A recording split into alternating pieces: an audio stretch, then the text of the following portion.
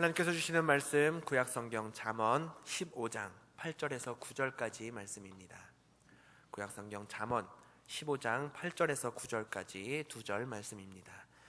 페이지수로 구약 926면에 있습니다. 잠언 15장 8절에서 9절까지 말씀. 우리 찾으셨으면 성경책을 보시고, 혹 찾지 못하셨으면 화면 자막을 보시고 함께 읽겠습니다. 악인의 제사는 여호와께서 미워하셔도 정직한 자의 기도는 그가 기뻐하시느니라. 악인의 길은 여호와께서 공의를 따라가는 자는 그가 사랑하시느니라. 아멘. 할렐루야. 말씀에 앞서서 잠깐 광고 드리겠습니다. 이번 주 토요일에는요, 귀엽고 깜찍한 우리 교회 유아부, 아동부, 어린이들의 성탄 발표회가 있습니다.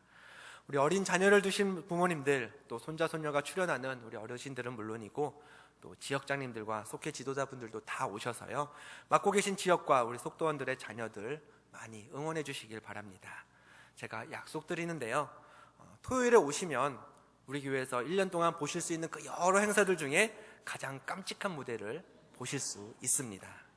보고만 있어도 입가에서 웃음이 떠나지 않는 시간, 토요일 오후 4시입니다. 이곳 비전센터, 지금 예배드리고 있는 이 자리에 오셔서 모두들 경험하시기를 바랍니다. 이 시간 수요 오전 예배는 예배 드리시는 분들 중 대부분이 이제 결혼하신 여자분들이십니다.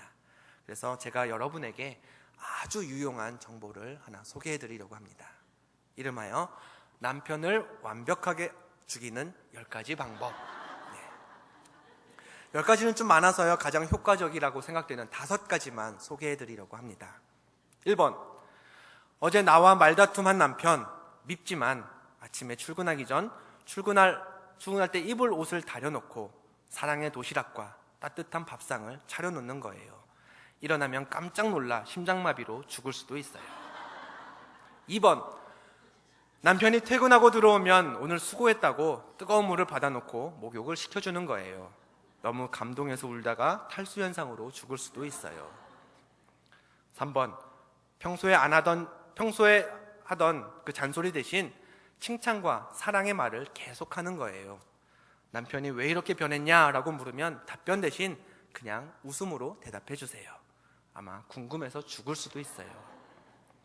4번, 남편을 왕처럼 떠받들어 주는 거예요. 그리고 존경까지 해주세요. 평균적으로 세상의 모든 왕들은 오래 못 살았어요. 그러니 남편도 일찍 죽을 수 있어요.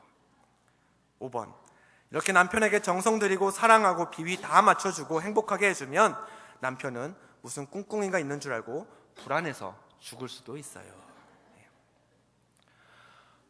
결혼한 부부 사이는 물론이고 모든 인간관계가 다 그렇습니다. 내가 누군가에게 사랑한다 라고 표현했을 때 나도 당신을 사랑해 라는 답변을 받기 위해서는요, 내가 먼저 사랑받을 만한 행동을 해야 합니다. 남편과 아내 중 한 사람은 상대를 왕처럼 대해주는데, 혹은 왕비처럼 대해주는데, 다른 상대는 배우자를 몸종 부리듯 한다면 그 관계는 건강하게 오래도록 지속될 수는 없습니다. 또 자녀는 자녀의 도리를 다 해야 하고요, 부모는 부모로서의 역할을 다 해주어야 서로 사랑하고 사랑을 받는 그런 화목한 가정을 이룰 수 있습니다. 그렇다면 하나님과 우리의 관계는 어떨까요? 물론 우리는 하나님께서 우리를 사랑하신다라는 그 성경의 말씀을 굳게 믿습니다. 하지만 방금 전에 사랑은 결코 일방적인 감정이 아니다라고도 제가 말씀을 드렸죠. 누군가를 사랑한다면 사랑하는 사람답게 행동해야 사랑을 받을 수 있는데요, 하나님은 우리를 사랑하신다고 약속하셨는데 우리는 하나님에게 그 사랑을 어떻게 표현하고 있는지요? 우리는 하나님을 사랑합니다 라고 찬양으로, 기도로 그렇게 고백하면서 그 사랑의 고백에 어울릴 만한 어떤 행동을 하며 살고 있는지 이 시간 돌아보기를 원합니다. 사랑하는 연인들이라면 일주일에 한두 번 만나는 것도 부족하죠. 서로 떨어져 있을 때에도 수시로 전화하고 문자를 보내고 카톡을 주고받습니다. 지나가다가 상대방이 좋아할 법한 물건이 있으면요, 선물로 구입해 두고요, 틈이 날 때마다 지갑 속에 사진이라도 넣어져 있으면, 핸드폰에 사진이라도 있으면은 수시로 꺼내보고 바라봅니다. 그리고 무엇보다 내가 사랑하는 그 사람이 뭘 해주면 더 좋아할지 끊임없이 고민하는 게 사랑하는 사람의 특징이죠. 그런데 우리는 하나님의 사랑을 받기 위해서 일주일에 한두 번 예배 드리는 것 외에 또 어떤 노력을 하고 있습니까? 하나님께서 우리를 위해 독생자 예수 그리스도를 세상에 보내셨고 죽게까지 하셨다는 그분의 그 사랑에 대한 우리들의 확신이 너무 커서 나는 가만히 있어도 하나님은 나를 사랑하셔, 이렇게 착각하면서 받기만 하는 그런 이기적인 사랑을 누리고 있는 것은 아닐까요? 우리가 즐겨 부르는 찬양처럼 우리는 하나님께 사랑받기 위해 태어난 사람들입니다. 그러나 우리도 하나님께 사랑을 표현하고 또 사랑받을 만한 행동을 할 수 있어야 그게 건강한 사랑이고요, 제대로 된 참 사랑입니다. 그런 우리에게 오늘 본문 말씀은요, 하나님의 사랑을 받기 위해 무엇을 해야 하는지를 알려줍니다. 잠언 15장 8절과 9절, 우리가 조금 전에 읽었던 말씀입니다. 악인의 제사는 여호와께서 미워하셔도 정직한 자의 기도는 그가 기뻐하시느니라. 악인의 길은 여호와께서 미워하셔도 공의를 따라가는 자는 그가 사랑하시느니라.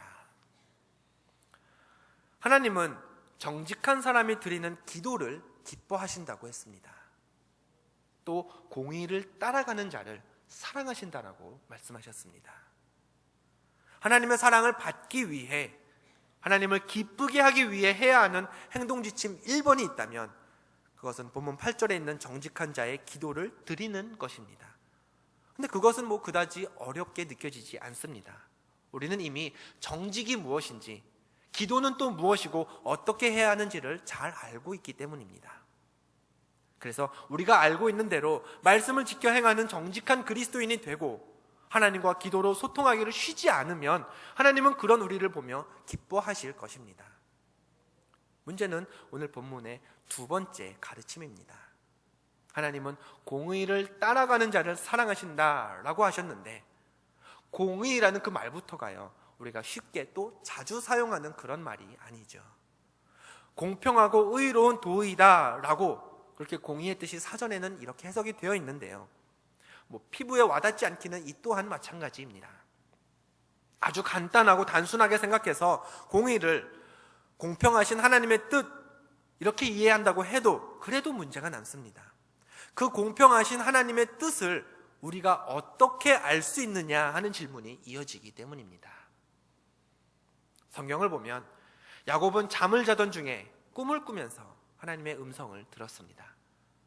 모세는 목동으로 일하는 중에, 즉 양을 치던 중에 떨기나무 가운데 임하신 하나님과 만났습니다.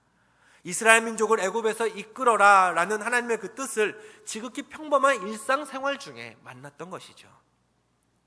다윗은 우리아의 아내 밧세바와 동침한 후에 그를 책망하는 하나님의 뜻을 선지자 나단의 입술을 통해서, 즉 우리식으로 치면 하나님께 부름받은 그 목회자의 말씀을 통해서 깨닫게 되었습니다.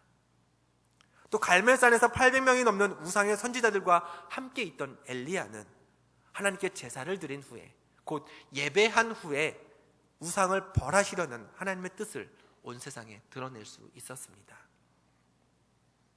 하나님께서 그 뜻을 알려주시는 방법은요, 이렇게 다양합니다. 그러나 안타깝게도 이 시대에 하나님은 모세에게 나타나셨듯이 우리 앞에 불의 형상으로, 그리고 우리가 범접할 수 없는, 이해할 수 없는 그런 음성으로 그렇게 나타나시지는 않습니다. 꿈을 꿔도요, 야곱처럼 하나님의 뜻을 알게 되는 꿈은 우리가 꾸기 쉽지 않죠. 여전히 누군가는 이 시대에도 하나님께서 보여주는 환상을 보기도 하고 기도 중에 하나님의 음성을 듣기도 한다지만, 아무리 예배를 드리고 아무리 작정 기도를 해도 하나님의 뜻을 알 수 없어서 고민해야 할 때가 솔직히 우리에게는 더 많이 있습니다. 하나님의 뜻을 아는 것, 그게 중요하다는 사실은 잘 알지만, 그러나 신앙생활하면서 하나님의 뜻을 아는 것만큼 어려운 일도 또 없습니다. 열심히 기도하고 부지런히 말씀을 읽어도 왜 하나님이 나한테는 아무 말씀도 하지 않으시는지 답답할 때가 누구에게나 있기 마련입니다. 하나님의 뜻은 그리스도인에게 가장 중요한 주제임과 동시에 또 가장 어려운 문제이기도 합니다. 특별히 내년을 기대하면서 새로운 계획을 세워야 하는 이 12월에는 더 그렇습니다. 내년에는 이사를 좀 가는 게 좋을 것 같은데 하나님은 어떠실까? 하나님은 내가 이곳에 머물기를 원하실까? 아니면 새로운 곳에 거처하기를 원하실까? 내년에는 우리 가정과 일터에도 변화가 좀 필요한데 이렇게 하는 게 하나님 뜻일까? 아니면 저렇게 하는 게 하나님의 뜻일까? 2015년에 대학에, 고등학교에, 초등학교에 진학하는 우리 아들은 이 학교를 보내야 할까? 아니면 저 학교에 가도록 해야 할까? 내년에 결혼하려고 하는 우리 딸은 그 사람과 결혼을 하도록 둬야 할까? 아니면 더 기다리게 하는 게 하나님의 뜻일까? 무엇이 하나님의 뜻이고 어떻게 해야 하나님이 기뻐하실까? 이렇게 인생의 계획들을 놓고 하나님의 뜻을 구해야 하는 이때에 우리가 꼭 짚어보고 가야 할 말씀이 하나 있습니다. 일명 겟세마네의 기도로 잘 알려진 예수님의 기도입니다. 마태복음 26장 39절을 보면 곧 로마 군인에게 잡혀서 십자가를 지게 될 예수님은 정말 예수님 자신이 십자가를 져야 하는지, 생각만 해도 소름이 돋는 그 고통을 겪어야만 하는지 근심 가득한 마음으로 하나님 앞에 물으며 이렇게 기도하셨습니다. 내 아버지여, 만일 할만하시거든 이 잔을 내게서 지나가게 하옵소서. 그러나 나의 원대로 마시옵고 아버지의 원대로 하옵소서. 하나님, 십자가 지는 것이 너무 큰 부담이 됩니다. 되도록이면 이 십자가 지지 않았으면 좋겠습니다. 그렇지만 내가 바라는 내 뜻대로 하지 마시고 하나님의 원대로, 하나님의 뜻대로 하옵소서.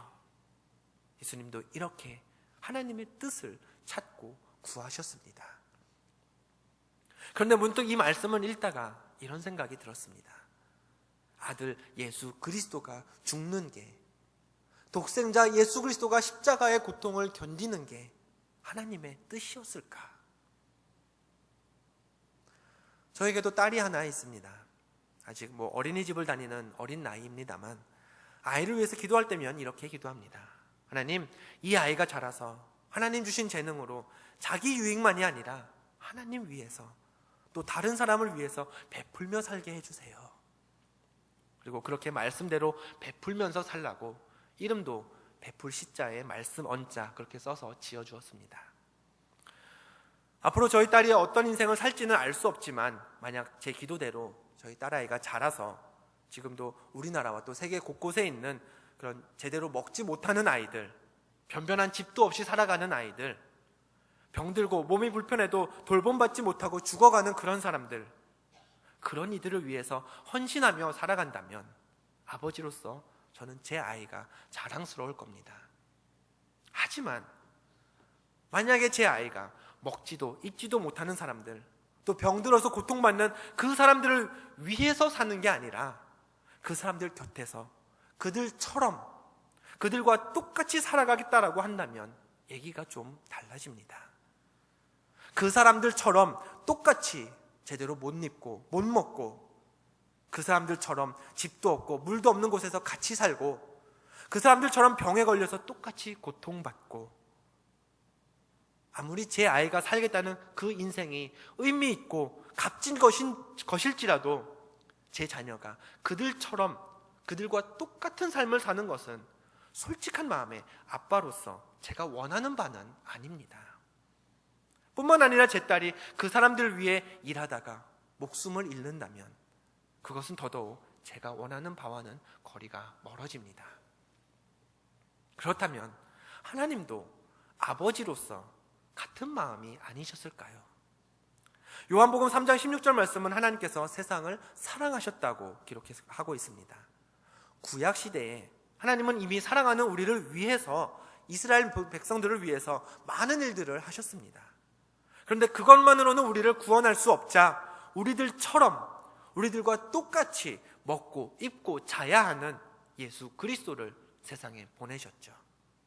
그냥 보낸 것만으로도 모자라서 십자가에 못 박혀 죽게까지 하셨습니다.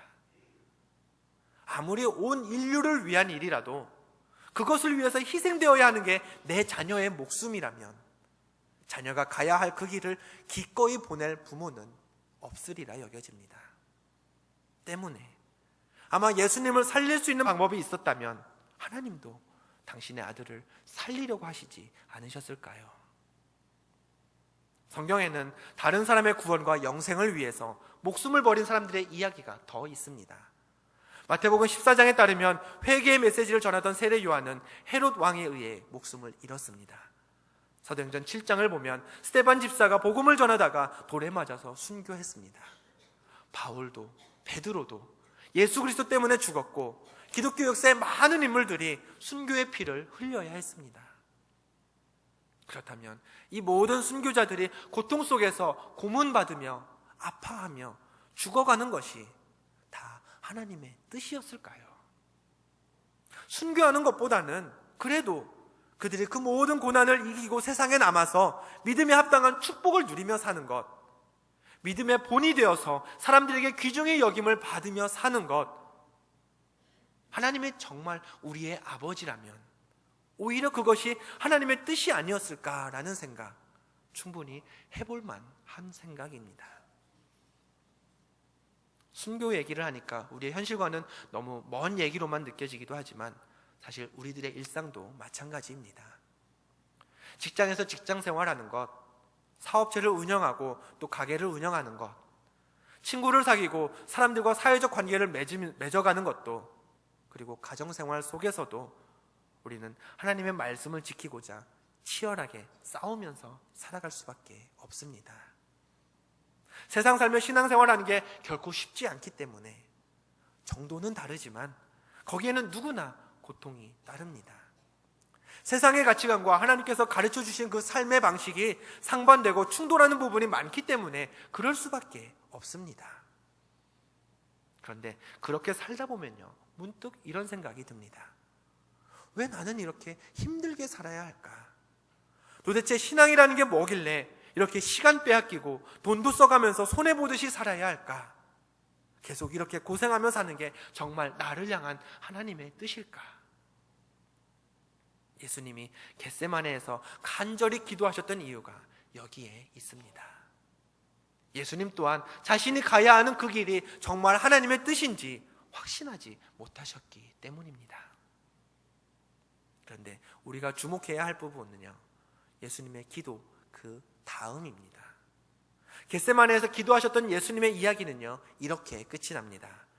세 번째 같은 말씀으로 기도하신 후 이에 제자들에게 오사 이르시되 이제는 자고 쉬라. 예수님은 하나님의 뜻을 알기 위해 밤새워 기도하셨습니다.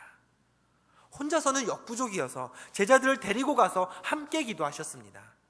얼굴을 땅에 대고 엎드려서 간절히 기도하셨고요, 흘리는 땀이 핏방울이 되도록 열심히 기도하셨습니다. 그런데 그렇게 기도하셨던 예수님도 하나님의 뜻이 무엇인지 알지 못하셨습니다. 하나님께서 아무런 응답도 예수님께 주지 않으셨던 것입니다. 모세처럼 음성을 들려주신 것도 아니고요, 야곱처럼 꿈이나 환상을 보여주지도 않으셨습니다. 기도하신 예수님은 기도가 끝나자 어떻게 보면 아무 소득도 없이 그냥 제자들과 함께 돌아가셨습니다. 하나님의 응답이 없다고 해서 예수님은 다시 40일을 작정하지 않으셨습니다. 금식하고 겟세마네를 재차 방문하지도 않으셨습니다. 돌아가서 쉬기를 원하셨고, 가룟 유다의 인솔로 때마침 자신을 잡으러 온 무리들에게 순순히 끌려가셨습니다.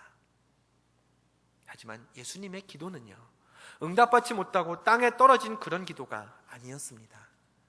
실패한 기도가 결코 아니었습니다. 이 한마디가 예수님의 기도에 담겨 있었기 때문입니다. 나의 원대로 마시옵고 아버지의 원대로 하옵소서. 나의 원대로 마시옵고 아버지의 원대로 하옵소서. 예수님은요, 하나님의 뜻을 알게 해달라고 기도하지 않으셨습니다. 하나님의 뜻대로 하시라고 기도했습니다. 예수님은 내가 무엇을 해야 하나님의 뜻대로 살 수 있는지를 구하지 않았습니다.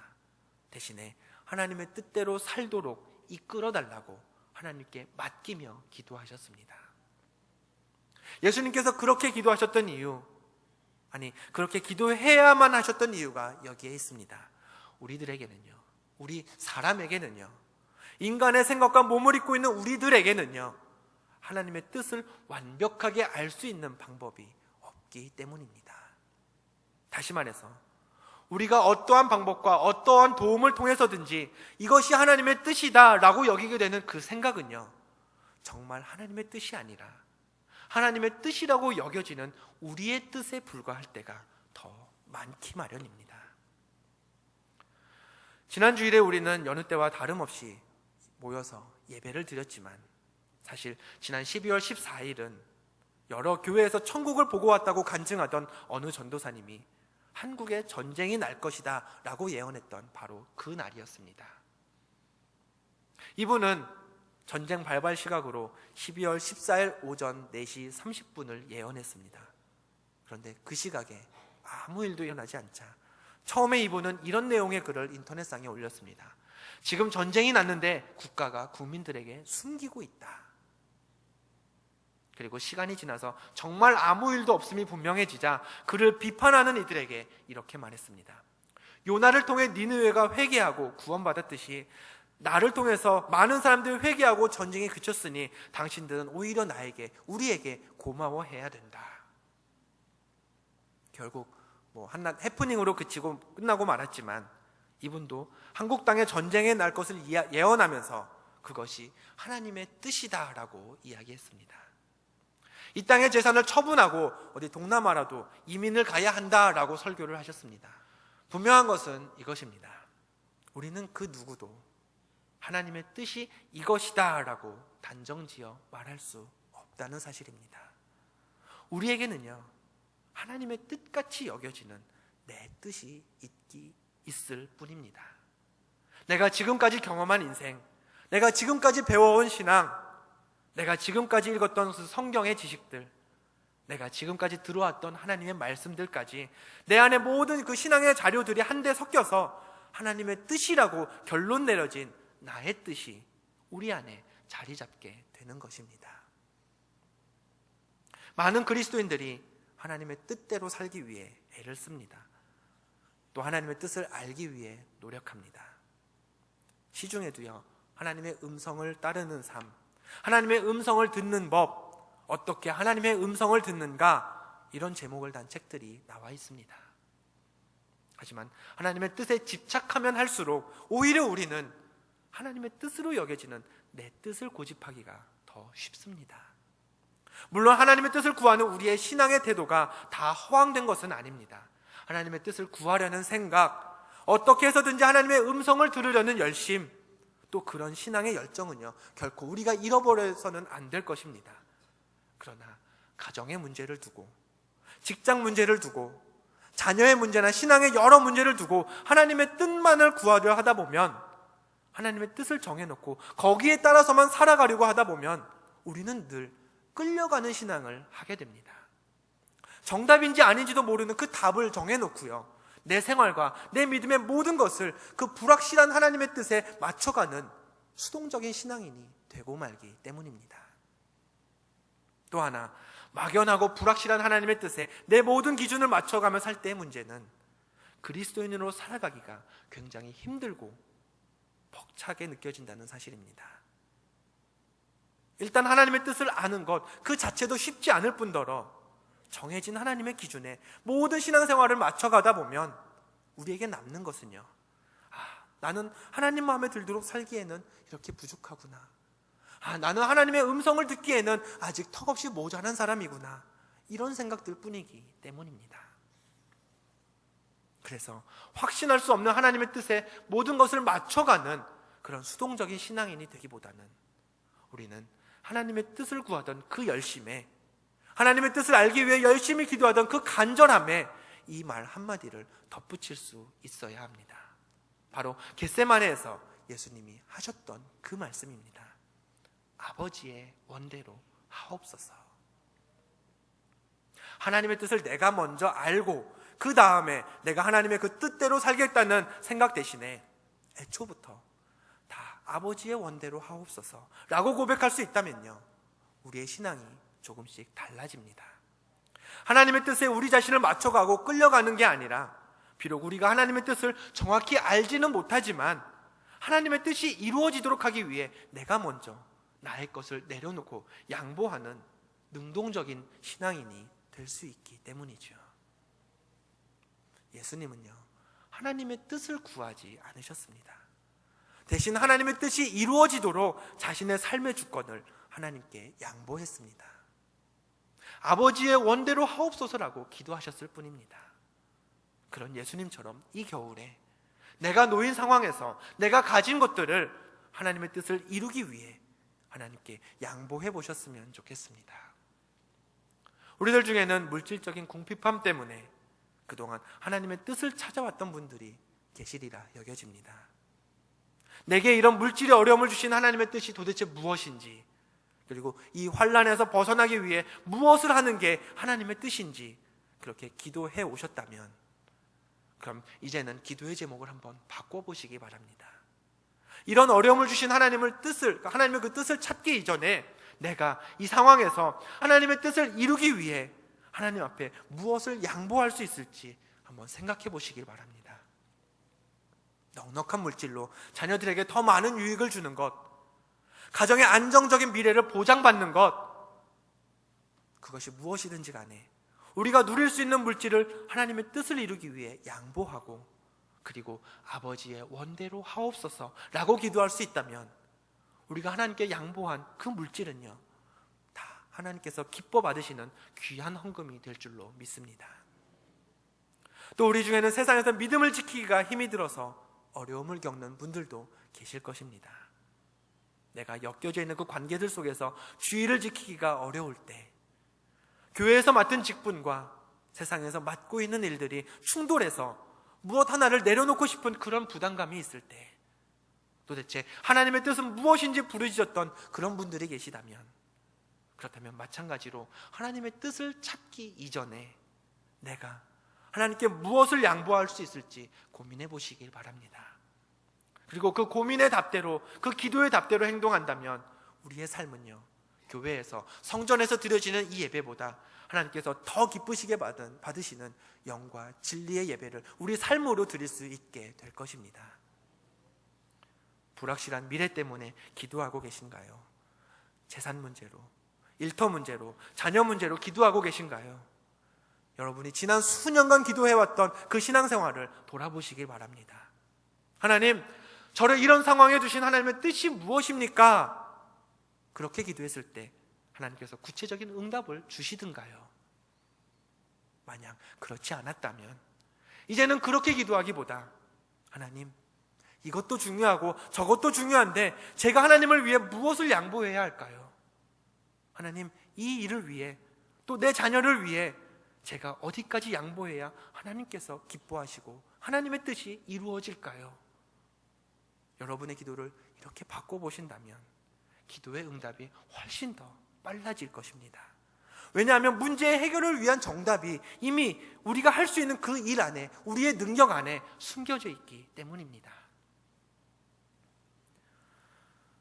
저에게는 중학생 시절부터 꿈꿔온 일이 있었습니다. 공부를 하러 외국으로 나가는 것이었습니다. 내가 앞으로 어른이 되어서 무엇을 공부하게 되든지 난 공부하러 더 큰 세상으로 떠날 거다라고 그렇게 줄곧 꿈꾸면서 성장해 왔습니다. 그 꿈은 신학을 공부하고 목회자가 되어서도 변하지 않았습니다. 2013년 4월 목사로 안수를 받은 바로 그 다음 주부터 저는 유학 준비를 시작했습니다.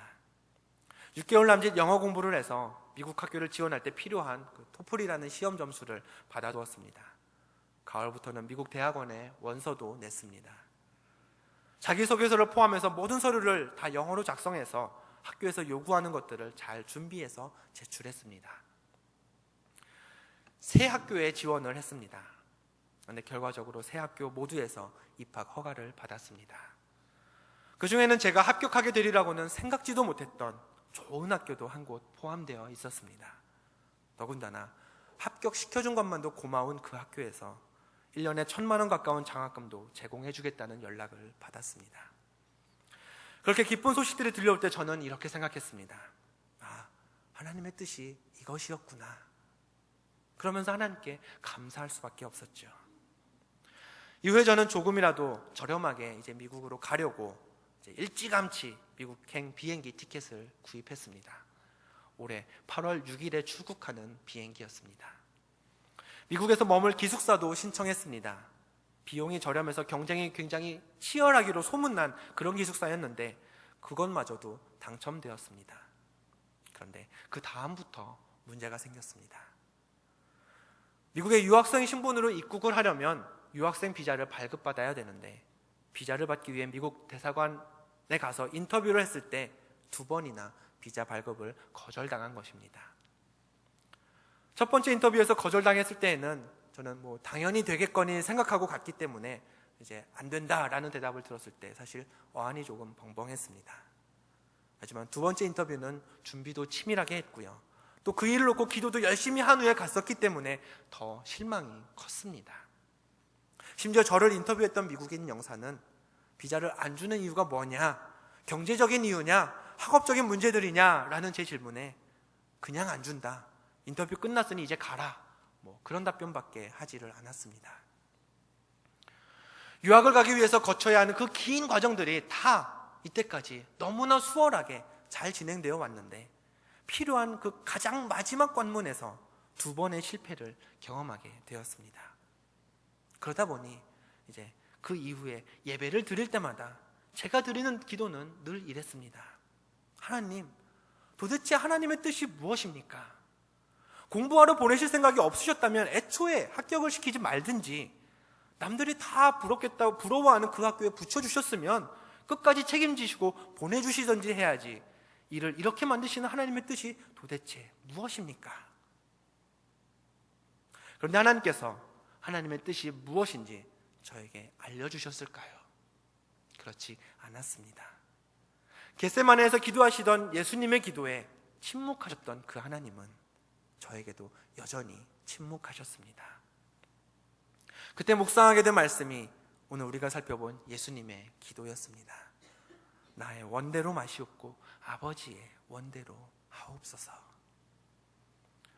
물론 처음에는 그렇게 기도하기가 쉽지 않았습니다. 힘들었습니다.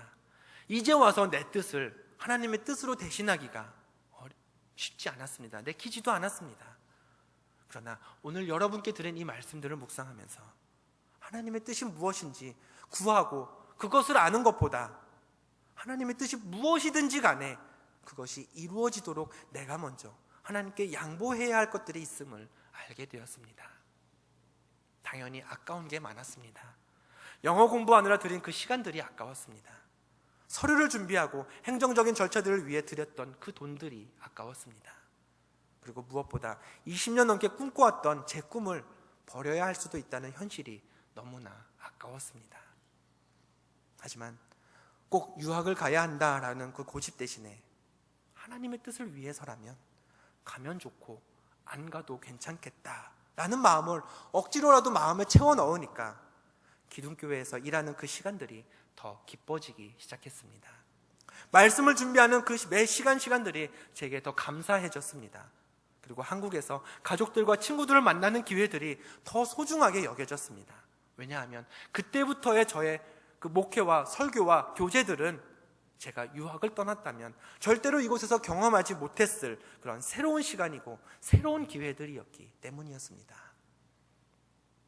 하나님의 뜻을 구하고자 기도하기보다 하나님께서 뜻을 이루시도록 기도로 하나님을 응원해 보시기 바랍니다.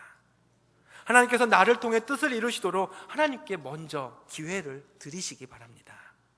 그리고 아버지의 원대로 하옵소서라고 기도하면서 하나님께서 원하시는 일을 위해 내 것을 양보해 보시기 바랍니다.